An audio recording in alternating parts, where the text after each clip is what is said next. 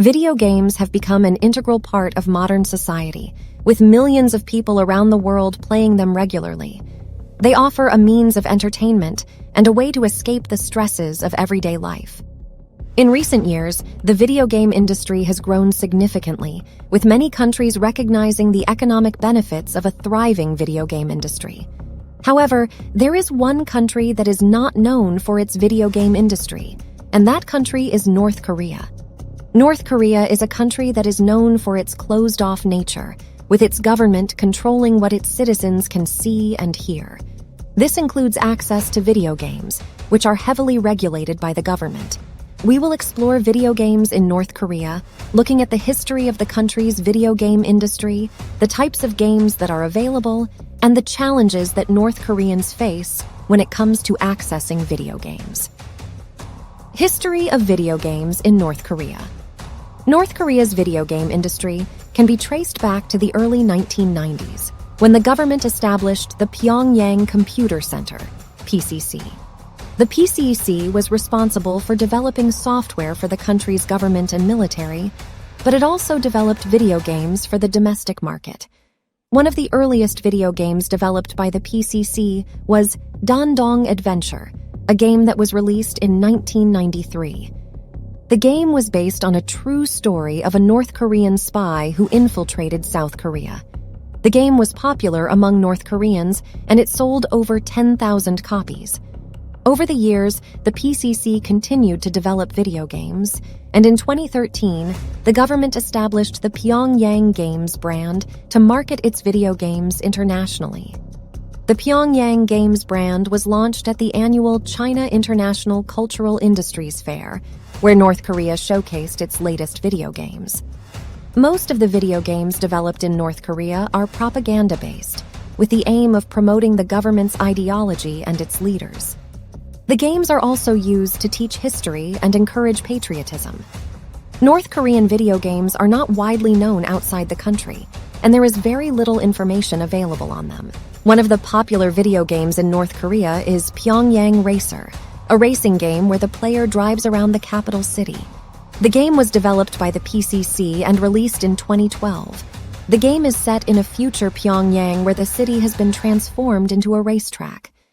The player drives around the city in a hover car and must avoid obstacles and complete missions.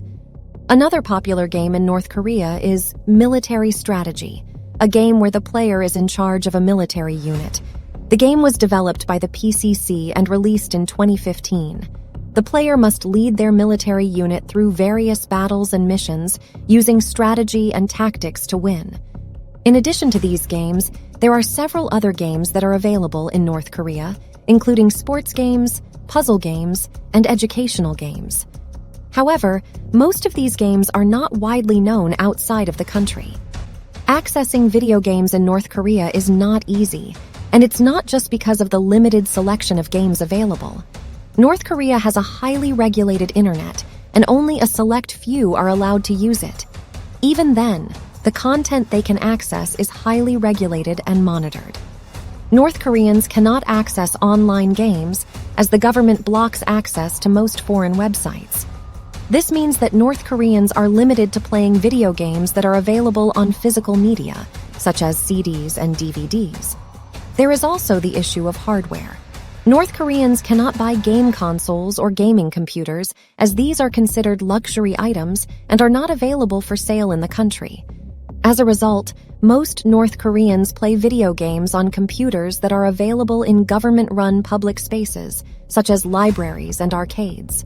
However, these computers only have a limited selection of games, and the hardware is often outdated. Another challenge that North Koreans face when it comes to accessing video games is the cost.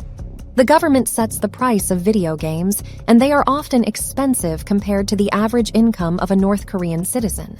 For example, a copy of Pyongyang Racer costs around €50, which is a significant amount of money for most North Koreans. Additionally, there is a black market for video games in North Korea, where people can buy illegal copies of video games. However, these games are often of low quality and may contain malware that can harm the computer. Video games in North Korea are heavily regulated by the government, with most games developed for propaganda purposes. North Koreans face significant challenges when it comes to accessing video games, including limited hardware, a highly regulated internet, and high costs. While video games have been used as a means of escape and as a tool for teaching history and promoting patriotism, they have had a limited impact on North Korean society as a whole. It remains to be seen whether North Korea's video game industry will continue to develop in the coming years, or whether it will remain largely closed off from the rest of the world. However, one thing is clear.